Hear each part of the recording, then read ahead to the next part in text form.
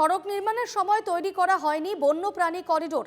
NHAI এর বিরুদ্ধে গুরুতর অভিযোগ দল সংগঠনের। শীঘ্রই জোনাই জাতীয় সড়কে বন্যপ্রাণী করিডোর নির্মাণের দাবি। উল্লেখ্য, পবা অভয়ারণ্যের বুক চিরে বেরিয়েছে 515 নম্বর জাতীয় সড়ক এবং গোটা সড়কে কোথাও নেই বন্যপ্রাণী করিডোর। গোটা সড়ক লোহার ফেন্সিং দিয়ে ঘেরা। এর ফলে জীবজন্তুরা এপার থেকে ওপারে জঙ্গলে যেতে পারছে না।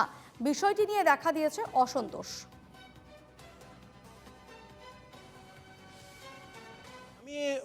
সংবাদ মাধ্যমত আমি হাতী মানুহৰ সংঘাতৰ বাতৰি আমি পৰিৱেশন কৰি থাকোঁ, দেখুৱাই থাকোঁ। আৰু তাৰ মাজত আমি জোনাইৰ পৰা দেখুৱাম আজি পবা অভয়াৰণ্যৰ মাজত উপস্থিত আছোঁ।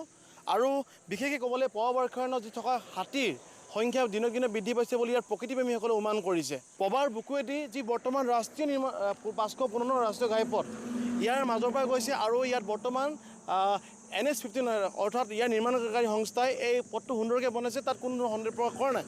কিন্তু NH-তলত যেতিয়া এই পথটোত থকা বৃহৎ বেৰিকেড থকাৰ ফলত আপোনালোকে দেখিছে চকুৰে মনিব নোৱাৰা পৰ্যন্ত ইয়াত বেৰিকেড আছে, আৰু যাৰ ফলত বৰ্তমান পবাত থকা বন্যপ্ৰাণী হাতীৰ পৰা আৰম্ভ কৰি হৰিণা, বিভিন্ন ধৰণৰ অজগৰ, ভাল আমাৰ বন্যপ্ৰাণী বৰ্তমান অহা যোৱাত যথেষ্টখিনি অসুবিধা হৈছে।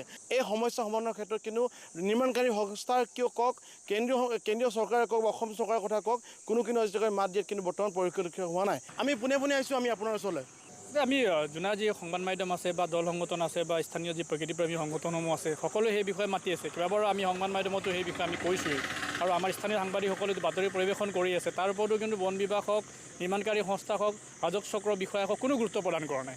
আমি 10 দিনৰ সময় বান্ধি দিছোঁ। এই 10 দিনত যদি এই ব্যৱস্থা যদি প্ৰশাসন বা জোনাই বন বিষয়া যদি ব্যৱস্থা নলয়, তেন্তে আমি প্ৰকৃতিপ্ৰেমী ৰাইজে আৰু বিভিন্ন দল সংগঠনে মিলি আমি নিজে হাতে কামে লাগি আমি এলিফেণ্ট কৰিডৰ সৃষ্টি কৰিবলৈ আমি বাধ্য হ'ম।